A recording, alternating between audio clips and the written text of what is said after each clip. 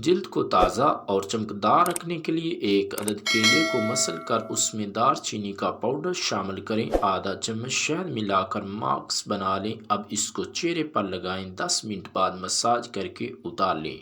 کلونجی کے 5-6 دانے استعمال کرنے سے کینسر جیسے مرض سے نجات ملتی ہے۔ سرسوں کا تیل چونٹیوں والی جگہوں پر چھڑکنے سے چونٹیاں نہیں آتی۔ پیروں سے بدبو کو ختم کرنے کے لیے بینگن کو کاٹ کر کلو پانی میں ابال لیں، جب نیم گرم پانی رہ جائے تو پاؤں ڈبو دیں۔ اس عمل کو پابندی سے کرنے سے بدبو ختم ہو جائے گی۔ دائمی قبض ہو تو روز گہووں کی روٹی اور شہد کا استعمال لازمی کریں۔ گرم پانی میں شہد ملا کر نہار منہ پینے سے فالتو چربی غائب ہوتی ہے اور حد سے زیادہ بھاری جسم بھی دبلا پتلا ہو جاتا ہے۔ پیٹ کی بیماریوں کے لیے دہی کا استعمال بے حد ضروری ہے۔ تھوڑے سے چاول 2 کپ پانی میں بھگو دیں، پھر اس کو چھان کر چہرے پر لگانے سے رنگ صاف ہوتا ہے اور جھریاں بھی ختم ہو جاتی ہیں۔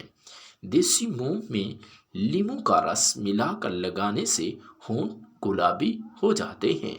چقندر کا جوس انسانی جسم میں خون کی کمی کو ہمیشہ سے پورا کرتا ہے۔ کلونجی اور کالا نمک ملا کر دونوں کو کھانے سے درد پیٹ کے اندر جتنا بھی ہو ختم ہو جاتا ہے۔ بریسٹ کا سائز بڑھانے کے لیے کچے پکے ناریل کا پانی ضرور پئیں۔ 2 کلمے اللہ تعالیٰ کو بڑے ہی محبوب اور پیارے ہیں اور زبان پہ ان کا ادا کرنا بڑا آسان اور ہلکا ہے اور میزان میں بہت ہی قیامت کے روز بھاری ہوں گے۔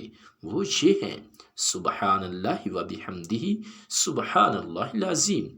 کمر درد کے لیے سوہانچا کیکر گون کر اور دیسی اجوائن 50-50 گرام پیس لیں۔ صبح دوپہر شام 1 چمچ پانی کے ساتھ لیں، کمر درد اور پٹھوں کا درد بھی ختم ہو جائے گا۔